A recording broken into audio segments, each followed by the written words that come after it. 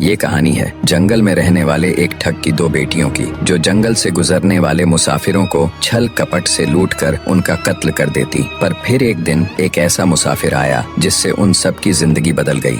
एक गुस्सैल राजा ने अपने पुत्र के किसी दोष के कारण उसे देश निकाला दे दिया। राजकुमार ने दुखी मन से अपने गुजारे के लिए 4 लाल और कुछ स्वर्ण भी अपने साथ ले लिए और भरे हृदय से अपने पिता का महल छोड़ दिया। चलते चलते वो जब शहर से कुछ दूर पहुंचा तो उसे एक साधु का आश्रम दिखाई दिया। राजकुमार उस साधु को दंडवत प्रणाम करके एक तरफ बैठ गया। जब साधु ने उसकी मायूस शक्ल और देह पर कीमती वस्त्र देखे तो साधु ने उससे पूछा, बच्चा तुम कौन हो और यहाँ कैसे आए? राजकुमार बोला, महाराज मैं राजा चंद्रगुप्त का पुत्र महेंद्रगुप्त हूँ। मुझे मेरे पिता ने देश निकाला दे दिया है, इसीलिए मैं परदेश जा रहा हूँ। रास्ते में आपका आश्रम दिखाई दिया तो मेरे मन में आया कि आपके भी दर्शन करता चलूं। साधु ने महेंद्रगुप्त की बात सुनकर कहा, वत्स तुम नेक इंसान हो और परदेश जा रहे हो, इसलिए मैं तुम्हें 4 बातें बताता हूँ। तुम उन बातों पर अमल करना। परदेश में ये बातें तुम्हारे अवश्य ही काम आएंगी। पहली यह कि परदेश में एक से भले 2 होते हैं। दूसरी यह कि परदेश में दूसरे के हाथ का बना खाना मत खाना। अगर खाना भी पड़े तो पहले किसी जानवर को खिला देना। तीसरी बात यह कि परदेश में किसी दूसरे की बिछाई हुई चारपाई पर मत सोना।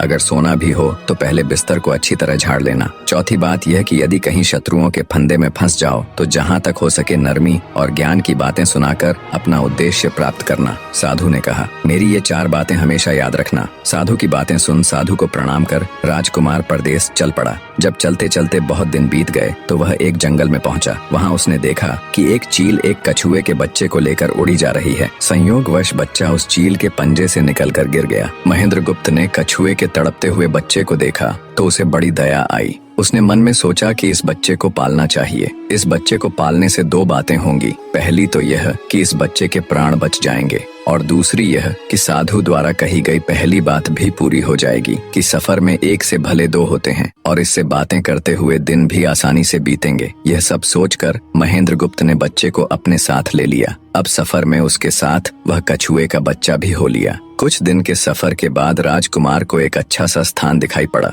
उस स्थान पर पहुंचकर उसने कुछ खाया पिया और फिर कछुए के बच्चे से बोला, तुम यहाँ बैठे रहना, मैं जरा थोड़ी देर सो लूं। यह कहकर महेंद्रगुप्त एक पेड़ के नीचे सो गया। उसी पेड़ के ऊपर एक सांप और एक कौवा रहते थे। उन दोनों का यह दस्तूर था कि जब कोई मुसाफिर उस पेड़ के नीचे ठहरता तो सांप उसे डस लेता और कौवा उसकी आंखें निकाल लेता। नाग ने जब सोते हुए मुसाफिर को देखा तो पेड़ के नीचे उतरा और राजकुमार को डस लिया। सांप के डसते ही तुरंत राजकुमार के प्राण पखेरु उड़ गए। कुछ देर में जब कछुए की नजर महेंद्रगुप्त पर पड़ी तो वह उसे मरा देखकर बहुत घबराया और महेंद्रगुप्त के ऊपर बैठकर रोने लगा। तभी कौवा भी पेड़ से नीचे उतरा और ज्यों ही उसने महेंद्रगुप्त की आंखें निकालनी चाही त्यों ही कछुए ने झपटकर कौवे की गर्दन को मुंह से पकड़ लिया। कौवे ने बहुत जोर लगाया मगर कछुए ने उसे नहीं छोड़ा। तब कौवे ने सांप को पुकारा। कौवे की आवाज सुनकर सांप आ गया। उसने बड़े जोर से कछुए की पीठ पर डंक मारा परंतु कछुए ने अपना मुंह भीतर कर लिया। सांप ने कई बार कछुए की पीठ पर डंक मारा किंतु हर बार कछुआ अपना मुंह अंदर कर लेता। जब सांप का कछुए पर बस नहीं चला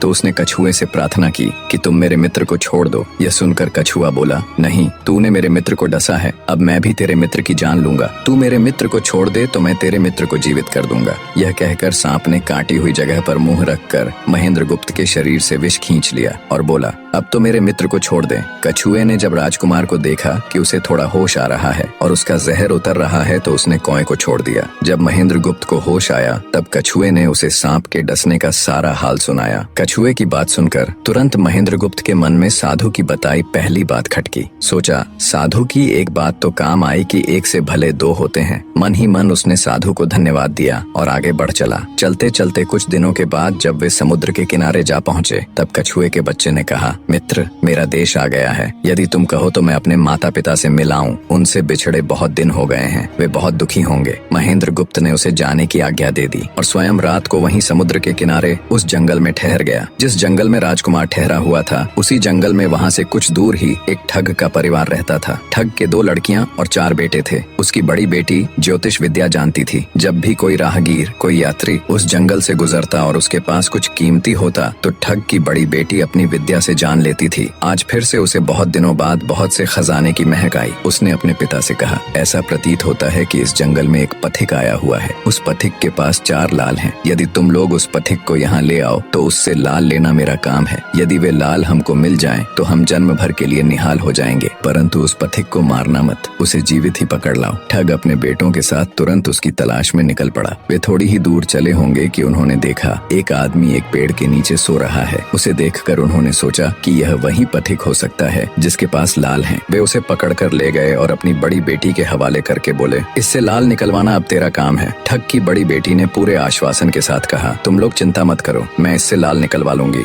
ठग की छोटी बेटी ने जब महेंद्रगुप्त को देखा तो वह दिलोजान से उस पर मोहित हो गई। पहली ही नजर में वो अपना दिल उस नौजवान राजकुमार को दे बैठी। भाइयों के डर से कुछ कह तो न सकी, लेकिन मन ही मन उसको बचाने की युक्ति सोचने लगी। कुछ देर बाद ठग की बड़ी बेटी ने खाना बनाया और उसमें जहर मिला दिया। वही खाना उसने महेंद्रगुप्त को परोस दिया। जब थाली महेंद्रगुप्त के सामने आई तो उसने खाने के लिए निवाला तोड़ जैसे ही उसे खाने को हुआ, तभी उसे साधु की कही गई दूसरी बात याद आई। उसने थाली में से थोड़ा सा भोजन निकालकर कुत्ते के सामने डाल दिया। जैसे ही उस खाने को कुत्ते ने खाया वो तुरंत मर गया। यह देखकर महेंद्रगुप्त ने भोजन नहीं किया। उसने अपने मन में सोचा कि साधु की दूसरी बात भी काम आई। अपनी इस चाल को असफल होते देखकर ठग की बड़ी बेटी को गुस्सा तो बहुत आया, पर वो अपने गुस्से को अंदर ही अंदर पी गई। उसने महेंद्रगुप्त के सोने के लिए पलंग तैयार करवाया और उससे कहा, जाओ पथिक, ऊपर के कमरे में तुम्हारे लिए पलंग तैयार करवा दिया है, अब तुम आराम करो। कई दिनों की सफर की यात्रा के कारण थका हुआ राजकुमार जब ऊपर आया तो उसे बढ़िया धुली हुई चादर पलंग पर बिछी हुई दिखाई दी। सोचा, जो हुआ सो हुआ, कई दिनों के बाद चैन की नींद तो सोने को मिलेगी। वो जैसी ही पलंग पर बैठने को हुआ तो उसे साधु की तीसरी बात याद आई कि परदेश में हमेशा बिस्तर को झाड़कर सोना। जैसे ही उसने बिस्तर को झाड़ा तो उसके होश उड़ गए। वो बिस्तर एक कच्चे सूत से तैयार किया गया था जिसके नीचे आग का कुआं था। महेंद्रगुप्त ने देखा कुएं के अंदर बड़े बड़े आग के अंगार धधक रहे हैं। सोचा, साधु की तीसरी बात भी काम आई। उसने एक बार फिर मन ही मन साधु का धन्यवाद किया और पास पड़ी एक टूटी हुई चारपाई पर लेट गया। थोड़ी देर पहले जो राजकुमार चैन की नींद लेने की सोच रहा था, अब नींद उसकी आंखों से कोसों दूर थी। अब तो उसे अपनी जान के लाले पड़े थे। सोचने लगा, आज की रात बचना बहुत कठिन है। तभी ठग की छोटी बेटी मौका पाकर आई और कहने लगी, हे प्रिय, मैं तुम पर दिलोजान से न्यौछावर हूँ, परंतु आज की रात मेरे वश में कुछ नहीं है। आज की रात मेरी बड़ी बहन की बारी है। जिस तरह भी हो सके बस आज की रात मेरी बहन से अपने प्राण बचा लो। कल मेरी बारी है। हे स्वामी, मैं तुम्हारी दासी हूँ, मैं तुम्हें साफ बचा लूंगी। इतना कहकर ठग की छोटी बेटी चली गई। जब सब लोग खाना खा चुके तो ठग की बड़ी बेटी ऊपर बने कमरे में चली। सोचा, अब तक तो पथिक जलकर राख बन चुका होगा, पर जैसे ही वो कमरे के अंदर आई और देखा कि पथिक तो बिल्कुल सही सलामत टूटी हुई चारपाई पर लेटा हुआ है तो उसके क्रोध की कोई सीमा न रही। तुरंत उसने कटार निकाली और क्रोध से बोली, हे पथिक, या तो अपने 4 लाल मुझे अभी के अभी दे दे, वरना मैं तुझको मार डालूंगी। उसी समय महेंद्रगुप्त को साधु की चौथी बात याद आई कि कहीं शत्रुओं के फंदे में फंस जाओ तो जहाँ तक हो सके नरमी और ज्ञान की बातें सुनाकर अपना उद्देश्य प्राप्त करना। उसने सोचा कि आज रात बचना मुश्किल है, पर साधु की चौथी बात भी आजमानी चाहिए। महेंद्रगुप्त ने यह सब सोचकर लड़की से कहा, मेरे पास लाल नहीं है। यदि तू मुझको मारेगी तो वैसे ही पछताएगी जैसे बंजारा अपने कुत्ते को मारकर पछताया था। लड़की गुस्से में बोली, कौन बंजारा और कौन सा कुत्ता, क्या बक रहे हो तुम? तब राजकुमार बोला, तुम नहीं जानती तो सुनो लड़की। एक बंजारा था जिसने एक कुत्ता पाल रखा था। वो कुत्ता बहुत समझदार था जिसे बंजारा अपनी औलाद से भी ज्यादा प्यार करता था। एक समय ऐसा आया कि एक कातक नाम की भयंकर बीमारी के चलते बंजारे का सारा परिवार उस बीमारी की भेंट चढ़ गया और बंजारे की करोड़ों की संपत्ति भी बिक गई। दुखी बंजारा अपने कुत्ते को लेकर आगरा में एक साहूकार के पास जाता है और साहूकार को 10,000 के बदले अपना कुत्ता गिरवी रखने को बोलता है। उस समय 10,000 एक बहुत बड़ी रकम होती थी। पहले तो बनिए ने बंजारे को मना कर दिया, पर फिर कुछ सोचकर उसने बंजारे को 10,000 रुपए दे दिए। कुछ ही समय बीता था कि एक रात सेठ के घर डाकू घुस गए। बंजारे का कुत्ता सब हरकत देख रहा था। सोचा, भौंकूंगा तो परिवार के सब लोग उठ जाएंगे और ये डाकू उनका भी कत्ल कर देंगे। वो चुपचाप बस उनको देखता रहा। जब डाकू सेठ के घर चोरी किए हुए धन को लेकर चल पड़े तो कुत्ता चुपचाप उनके पीछे पीछे हो लिया। सेठ के पास इतना धन था कि डाकू उसे निकाल तो लाए, पर अब उनसे वो लेकर चला भी नहीं जा रहा था। दिन भी निकलने के करीब हो चला था। डाकुओं ने सोच विचार कर उस धन को एक तालाब के अंदर छिपा दिया। सोचा बाद में आराम से निकाल ले जाएंगे। कुत्ता डाकुओं की सब करामात देख चुपचाप वापस घर चला गया। सुबह हुई तो सेठ के घर कोहराम मच गया। पता चला कि चोर सारा धन निकाल ले गए। सेठ का रो रो कर बुरा हाल था। आसपास के लोग उसे दिलासा दे रहे थे। सेठ ने रोते रोते कहा, मैंने सुना था बंजारे का कुत्ता बहुत समझदार है, पर ये नमक हराम तो एक बार भौंका तक नहीं। तभी बंजारे का कुत्ता उस सेठ की धोती पकड़कर खींचने लगा। कुत्ते की हरकत देख पास खड़े एक समझदार व्यक्ति ने सेठ से कहा, सेठ जी, ये कुत्ता कुछ कहना चाहता है, हमें इसकी सुननी चाहिए। और सभी लोग कुत्ते के पीछे पीछे हो लिए। सबको लेकर कुत्ता उसी तालाब के पास पहुंच गया जहां रात को डाकुओं ने सारा धन छिपाया था, और तालाब में घुसकर अशर्फियों से भरी थैली अपने मुंह में दबाकर बाहर आया। तुरंत सेठ के नौकर उस तालाब में कूद गए और चोरी किया हुआ सारा धन बरामद कर लिया। सब देख सेठ आंखों में अश्रु लिए कुत्ते से कहता है, मुझे माफ कर देना, मैंने तुम्हें बहुत बुरा भला कहा। सेठ ने वही कागज मंगवाया और बंजारे के नाम चिट्ठी लिखी, भाई बंजारे, तेरे कुत्ते ने मेरे 10,000 पूरे कर दिए। मैं तेरे कुत्ते को तेरे पास भेज रहा हूँ। अगर तुझे और भी 10, 20, 50 हजार की जरूरत हो तो मेरे पास आकर ले जाना। इतने समझदार कुत्ते को मेरे पास छोड़ने के लिए तहे दिल से तुम्हारा धन्यवाद। बनिया चिट्ठी कुत्ते के गले में टांग उसे नम आंखों से विदाई देता है। कुत्ता घूमता घूमता जब 4-5 दिन बाद बंजारे के पास पहुंचता है तो कुत्ते को आता देख बंजारे के तन बदन में आग लग जाती है। कहता है, मैं तुझे बनिए के पास गिरवी रख कर आया था और तू वहाँ से भाग आया। तूने मेरी बेइज्जती करवा दी। गुस्से में अंधा हुआ बंजारा तुरंत पिस्तौल निकाल कुत्ते को गोली मार देता है और सिर पकड़कर वहीं बैठ जाता है। कुछ देर बाद जब उसकी नजर कुत्ते के गले में टंगी हुई पर्ची पर पड़ी तब बंजारा वो पर्ची निकाल उसे पढ़ता है। पर्ची पढ़ते ही बंजारा फट पड़ता है। वो दहाड़े मार मार खून के आंसू रोता है। पर अब भला क्या हो सकता था। बंजारे की कहानी सुना महेंद्र गुप्त ठग की बेटी से कहता है, एक और कहानी सुनो लड़की।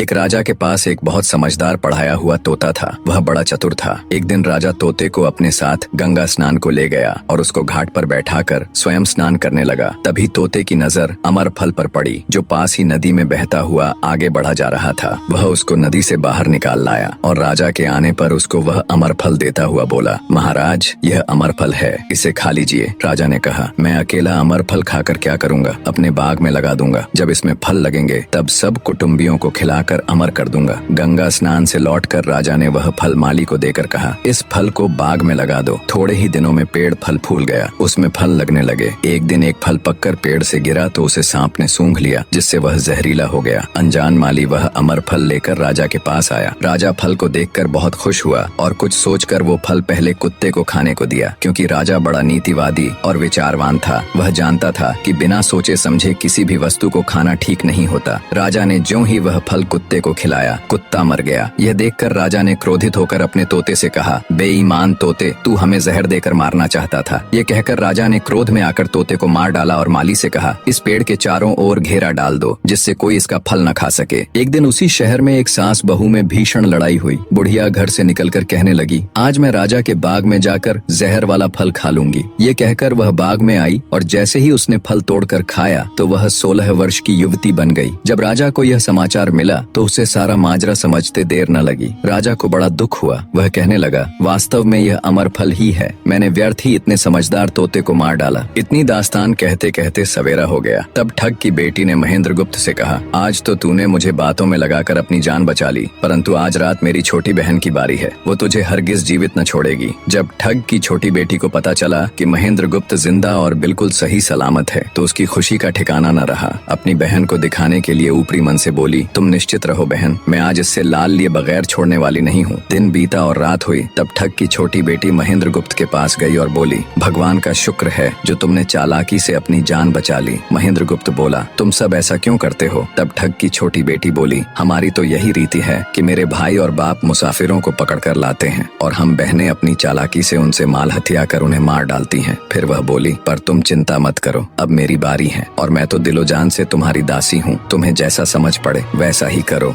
यह सुनकर महेंद्र गुप्त बोला, प्रिय, तुम भी मुझे देखते ही पसंद आ गई थी। दिल करता है कि हर पल तुम्हारे पास ही रहूं। तुम अपनी बड़ी बहन की तरह नहीं हो। तुम एक नेक दिल औरत हो। तुमसे मेरा कुछ भी छिपा हुआ नहीं है। उसकी बात सुनकर ठग की बेटी ने कहा, तुम कहते हो कि मुझसे कुछ भी छिपा नहीं है, तो फिर वे लाल कहाँ हैं? महेंद्र गुप्त ने कहा, वो चारों लाल मेरी जांघ में हैं। अगर तुम निकालना चाहो तो निकाल लो। राजकुमार की बात सुन ठग की छोटी बेटी बोली, प्यारे वो लाल तुम्हें ही मुबारक हो। मैं तो तुम्हारी दासी हूँ, तुम्हारे दर्शनों की प्यासी हूँ, मुझे तुम्हारे सिवाय और कुछ नहीं चाहिए। ये सुन महेंद्र गुप्त बोला, जो कुछ तुमने कहा है वह तो सब ठीक है, लेकिन ये प्यार और प्रेम की बातें सब धरी रह जाएंगी जब हमारे शरीर में प्राण ही नहीं रहेंगे, क्योंकि जब तुम्हारे बाप और भाइयों को इसका पता लगेगा तो हम दोनों की खैर नहीं। तब ठग की बेटी बोली, तुम चिंता मत करो, मेरे पास इसका भी उपाय है। आज रात को सबके सोने के बाद हम यहाँ से भाग चलेंगे और कहीं बहुत दूर रहेंगे जहाँ कभी मेरे भाई और बाप पहुंच न सके। महेंद्र गुप्त बोला, पर ये सब होगा कैसे? बोली, यहाँ से निकलने का एक ही उपाय है। मेरे पिता के पास 2 ऊँटनियाँ हैं, उनमें से एक तो दिन भर में 60 कोस चलती है और दूसरी दिन भर में 100 कोस चलती है। तुम उनमें से बड़ी वाली को खोल लाना, तब तक मैं हम दोनों के लिए कुछ धन बांध कर रख लूंगी। जब आधी रात हुई तब महेंद्र गुप्त ऊँटनी को खोलने चला गया। महेंद्र गुप्त ऊँटनी ले तो आया, मगर जल्दबाजी के कारण वह बड़ी के स्थान पर छोटी को ले आया। ठग की बेटी बहुत सा माल लेकर ऊँटनी पर बैठ गई और दोनों चल दिए। ऊँटनी जब चलते चलते 60 कोस पहुंची तो जंगल में रुककर खड़ी हो गई। बीच जंगल में ऊँटनी को खड़ी देखकर महेंद्र गुप्त और ठग की बेटी के होश उड़ गए। ठग की बेटी बोली, अनर्थ हो गया, तुम रात के अंधेरे में बड़ी ऊँटनी की जगह छोटी को ले आए। मेरे पिता और भाई आते ही होंगे, वो हमें नहीं छोड़ेंगे। इधर जब सवेरा हुआ तो ठग ने देखा कि उसकी बेटी और मुसाफिर दोनों गायब हैं। उसने सोचा कि निसंदेह वह बदमाश मेरी बेटी को भगा ले गया है। तबेले में जाकर देखा तो पाया कि छोटी ऊँटनी गायब है और बड़ी वहीं है। सोचा ज्यादा दूर नहीं गए होंगे और ऊँटनी पर सवार होकर उसने उसे तेजी से दौड़ा दिया। थोड़ी ही देर में जंगल में उस स्थान पर जा पहुंचा जहां महेंद्र गुप्त और उसकी बेटी ठहरे थे। महेंद्र गुप्त ने जब उसको आते देखा तो बहुत घबराया और कहने लगा, देखो तुम्हारा पिता आ रहा है, अब उससे प्राण कैसे बचेंगे? लड़की ने कहा, घबराओ मत और जो मैं कहती हूँ उसे ध्यान से सुनो। जाओ, जाकर उस पेड़ पर चढ़ जाओ। जब मेरा बाप तुम्हें पकड़ने के लिए आएगा और पेड़ पर चढ़ेगा तो मैं चुपके से बड़े वाली ऊँटनी पर चढ़कर उसको तुम्हारी डाल के नीचे खड़ा कर दूंगी। तुम कूद कर उस पर बैठ जाना, इस प्रकार हम दोनों बचकर साफ निकल जाएंगे। यह सुनकर महेंद्र गुप्त तुरंत पेड़ पर चढ़ गया। तब तक ठग भी वहां आ पहुंचा। पिता को देख उसकी बेटी ने फंड करते हुए कहा, पिताजी ये दुष्ट मुझे धोखे से यहाँ भगा लाया, आप इसे छोड़ना नहीं। ये सुन गुस्से से तिल मिलाया ठग महेंद्र गुप्त को पेड़ पर चढ़ा देखकर ऊँटनी से उतरा और उसे पकड़ने के लिए पेड़ पर चढ़ने लगा। बाप के ऊँटनी से उतरते ही मौका देख ठग की बेटी ऊँटनी पर चढ़कर उसे महेंद्र गुप्त की डाल के नीचे पेड़ के पास ले आई। महेंद्र गुप्त तुरंत कूद कर उस पर बैठ गया। महेंद्र गुप्त के बैठते ही ठग की बेटी ने ऊँटनी को दौड़ा दिया। ठग हाथ देखता रह गया। ठग की बेटी और महेंद्र गुप्त कई दिनों का रास्ता तय कर एक शहर में पहुंचे और दोनों वहीं बस गए। वहां महेंद्र गुप्त ठग की बेटी के साथ आराम से दिन गुजारता रहा और जब उसके देश निकाले की अवधि पूरी हो गई तब वह उसको लेकर अपने राज्य चला गया और उसके साथ शादी कर हंसता खेलता जीवन व्यतीत किया।